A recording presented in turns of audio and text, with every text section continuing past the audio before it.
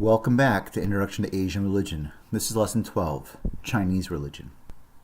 For this lesson, you were supposed to read Adler's reading, about 10 pages in Tyser's introduction, and Angela Zito's article on city gods and magistrates. So if you've not done the reading yet, please pause this video, go back and review the PDFs. Throughout this lesson, I'm going to refer to the religion as Chinese religion, but I'd like to point out that the idea, the concept, the term Chinese is a modern term that did not exist in the ancient world, or even the medieval one. And while China likes to maintain a past that exists for centuries prior to its existence, there's a lack of evidence of this synchronicity existing past the 1300s. Nonetheless, what we're going to do is look at some of the characteristics, beliefs, and practices that could be seen as pan throughout all the different Chinese religions, Taoism, Chinese Buddhism, and Confucianism. And at the same time, look at the early concepts and beliefs that became part of Confucianism and Taoism.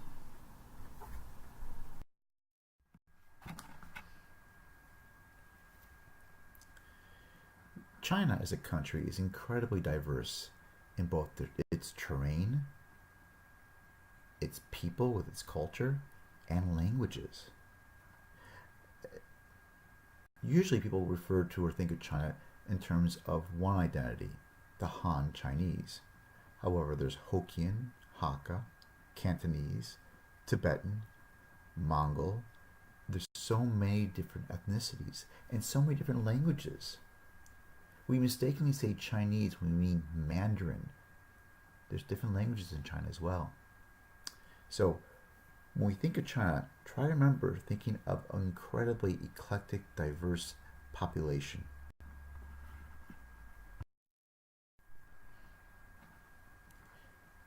Now, although China is very diverse with its people and cultures and religion, I would argue that there's one image that is most commonly associated with Chinese religion, and that's right here, Budai, or Hote.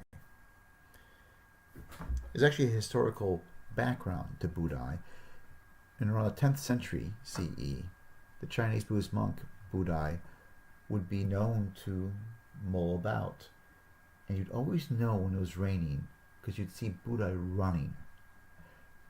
Otherwise, he was a very lackadaisical and easygoing person.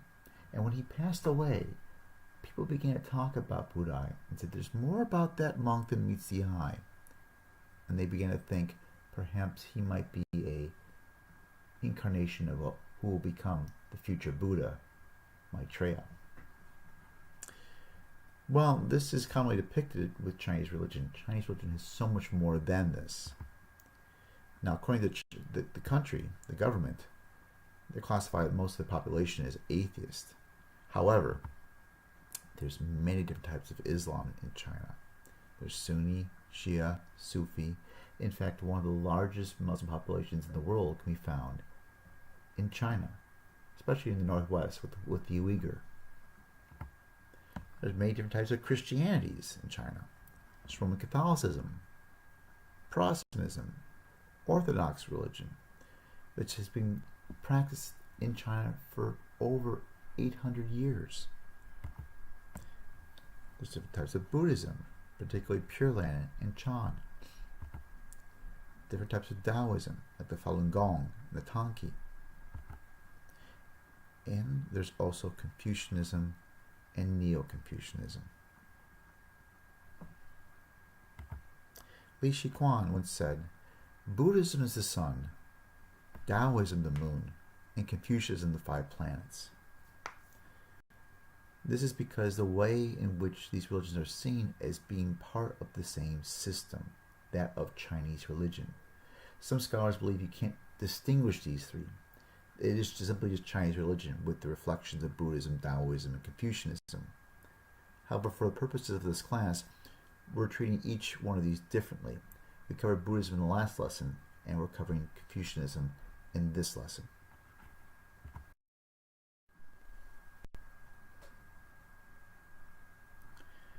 Whenever we study other religions, it's helpful to familiarize ourselves with the key terms in that religion. In the case of Chinese religion, there's quite a few. Now, I do not know Mandarin, so my tones will be off, but please follow what you see on the screen, because they're key words that appear in our readings and are important for understanding Confucianism. The first word is Shen. Shen means spirit, psyche, or gods. In Japan, there's a similar word for Shen, and this is where you get the word Shinto for Shinto religion in Japanese. Tao is commonly associated with the religion Taoism, but Tao means way, and there's the Tao of Confucianism, the Tao of Buddhism, and the Tao of Taoism. Jiao, or Rujiao, or Sanjiao is a very close equivalent to the English word for religion. Li can mean religion, ritual, or cosmic order. Ren is a very important term when it comes to morality in Chinese culture. It means humaneness or altruism. Many Chinese philosophers seek out ways of how one can cultivate Ren in people and in a society. De means virtue, as in the Tao Te Ching. Junzi means true gentleman. It was said by Kongsu, Confucius, that it takes only one gentleman to transform a whole town. This is a person who has cultivated an extremely well form of humaneness, of Ren. Last is Zhao. Zhao means filial piety. Filial piety is an incredibly important and integral part of Chinese culture and practice. It means paying respects to your family within a particular hierarchy in gender. The father's at the top, the mother serves the father, and the children serve the parents. But the son is expected to leave, get married, and find a job. The daughter is usually expected, if she's not going to get married off, to take care of her parents. And if she is married off, to serve her husband. It is this gender dynamic within Chinese religion and Chinese culture that led to the surge of interest for women to go into other religious traditions that provide a doorway with monasticism, because by becoming ordained, women found a way to get outside of the filial piety that would entrap them in servitude. Regardless of which religious tradition you practice in China today, the vast majority of Chinese venerate their ancestors. I'm using the word veneration instead of worship because the Chinese do not see themselves as worshiping their ancestors as gods or divine beings, but rather they venerate them as showing the due deference and respect. This is a unifying practice found within Chinese Buddhism, Chinese Taoism, and Confucianism, and it's done in public and in your own homes. Often entails giving to your ancestors, like burning paper money or lottery tickets. This is because the Chinese often see the heavens operating the same way as we have it here on Earth. In Earth we have bureaucracies with certain levels of bureaucracy at the state level and national level. In the same way they see the heavens operating this way as well. Now, inherent with all this, though, are going to be variations based upon ethnicity and class, whether you're rich or poor.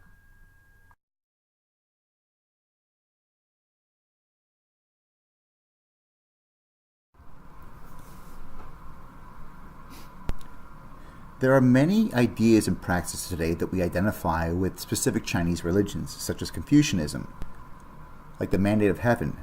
However, the mandate of heaven existed prior to Confucianism. From records, scriptures, archaeology, we know that there's a practice of the mandate of heaven that existed well beyond 500 to 600 BCE. The mandate of heaven centered on the concept that in order to rule, you need to have the moral template, exhibit the moral temperament to rule, that the heavens would allow you to rule. And so there again, there's this idea of a confluence or a connection between the heavens and the bureaucracy up there and the bureaucracy on this world. And while we have many other examples of this in other religions, such as in Buddhism, with the idea of the Chakravartin, or the idea of Jesus, we see a lot of rituals and artifacts and paintings pointing to the beliefs and concepts in Chinese religion revolving around the mandate of heaven. And this justified and legitimated political rule, actions, and overthrows throughout the centuries.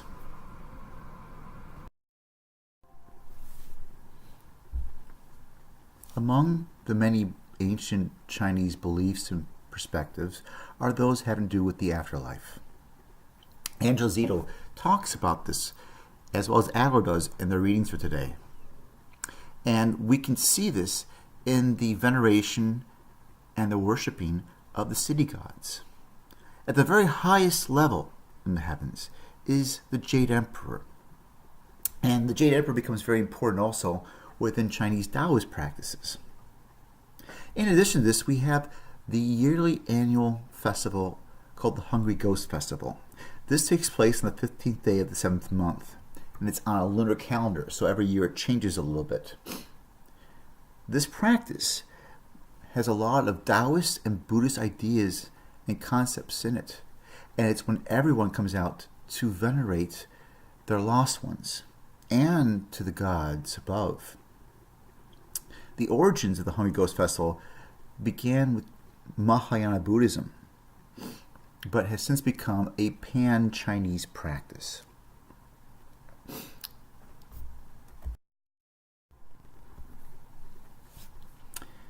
As was discussed earlier, hells are not particular to Abrahamic religions. We find this within Zoroastrianism, Hinduism, Buddhism, and here Chinese religion.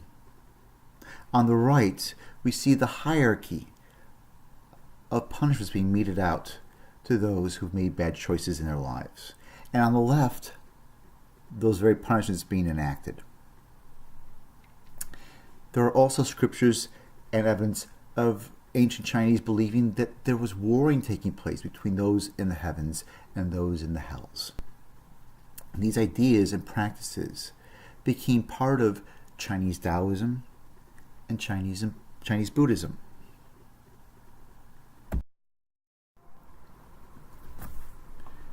So far in this class, you've been asked to compare religions through your proleptics. And I thought what we could do is look at some key terms that we've covered in the different religions so far. In African religion, we have the term Ashe.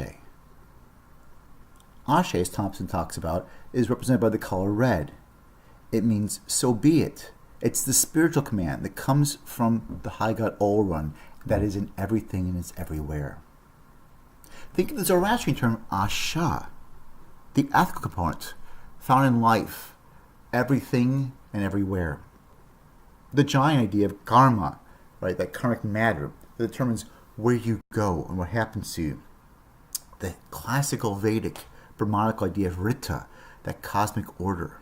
Or later on, as Hinduism emerges, an idea of Brahman and Dharma. For Buddhism, the concept of nirvana, which often is translated as emptiness, or dharmakaya, right? These are all concepts that reflect within each of the religions what they consider to be the ultimate or the highest. And lastly, within Chinese religions, the Tao and the Li. We'll get into some of this in next lessons. Confucianism. Consider how some of these terms relate to each other, how there are similarities but at the same time differences. Because the problem oftentimes studying religion is that we conflate things. We make them the exact same when they're not. That would be what's called a strong comparison, and one that I'm hoping you'll avoid in this class. Instead of strong comparisons, pursue weaker comparisons, ones that expose the similarities and differences. Ashe is everywhere, is in everything. Asha is in everywhere and everything. Now, Ashe, though, is a spiritual force. Asha is a ethical component. So notice these two terms, they're very similar, but there are differences. And please consider this when you begin to write your last couple proleptics. This concludes our lesson on Chinese religion. Before you move on, don't forget to go to the discussion board and leave 2 questions or comments on today's lesson and respond to 2 different comments. I look forward to reading these and to talking to you next lesson about Confucianisms.